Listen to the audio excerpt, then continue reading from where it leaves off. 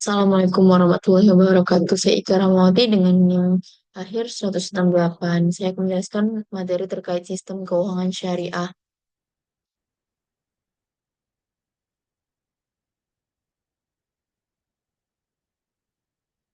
Pertama, konsep pemeliharaan harta.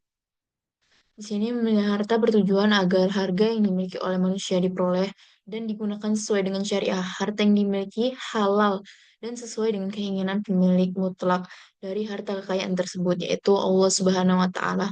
Yang pertama, anjuran bekerja dan berniaga. Yang kedua, konsep kepemilikan. Yang ketiga, perolehan harta. Yang keempat, penggunaan dan pendistribusian harta.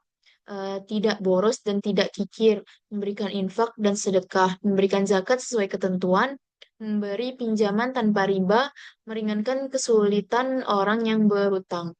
Dan yang terakhir, perolehan harta. Selanjutnya ada akad atau kontrak transaksi.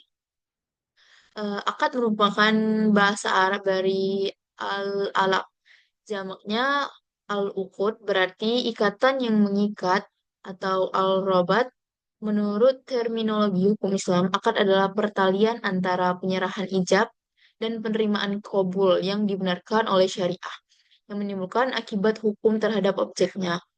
Jenis akad yang pertama akad tabaru, yang kedua akad tijaroh.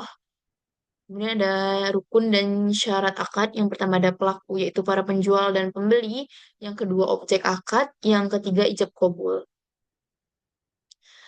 Transaksi yang dilarang.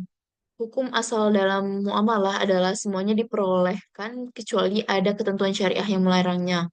Larangan ini dikarenakan beberapa sebab, antara lain dapat membantu perbuatan maksiat atau melakukan hal yang dilarang Allah, adanya unsur penipuan, adanya unsur menzolimi pihak yang berinteraksi, dan sebagainya.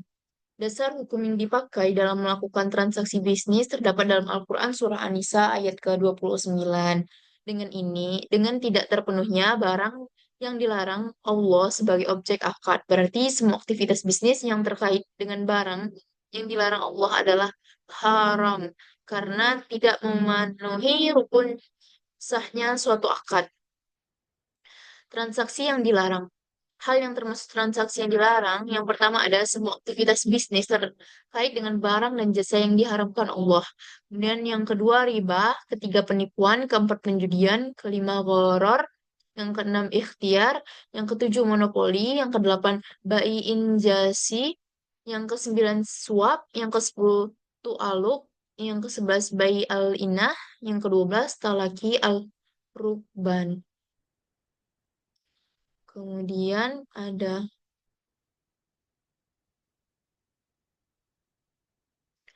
prinsip sistem keuangan syariah. Yang pertama, filosofi sistem keuangan syariah atau bebas bunga dilarang riba. Tidak hanya melihat interaksi antara faktor produksi dan perilaku ekonomi seperti yang dikenal pada sistem keuangan konvensional, melainkan juga harus menyeimbangkan sebagai unsur etika, moral, sosial, dan dimensi keagamaan untuk meningkatkan pemerataan dan keadilan menuju masyarakat yang sejahtera secara menyeluruh akibat penjualan ataupun pinjaman. Yang kedua adalah prinsip sistem keuangan Islam sebagaimana diatur melalui Al-Quran dan As-Sunnah.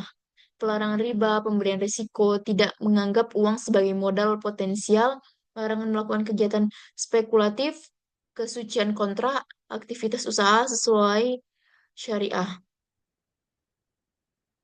Instrumen keuangan syariah. Yang pertama ada akad investasi atau NUC yang terdiri atas mudharabah, yang kedua musyarakah, suku, saham syariah. Kemudian ada akad investasi atau NCC, murabaah, murabahah, salam, istisna. Kemudian yang ketiga ada akad lainnya itu seperti syaraf, wadiyah, kardul hasanah, wakalah, kafalah, hiwalah, rahan. Sekian materi yang dapat saya sampaikan. Lebih dan kurangnya saya mohon maaf. Wassalamualaikum warahmatullahi wabarakatuh.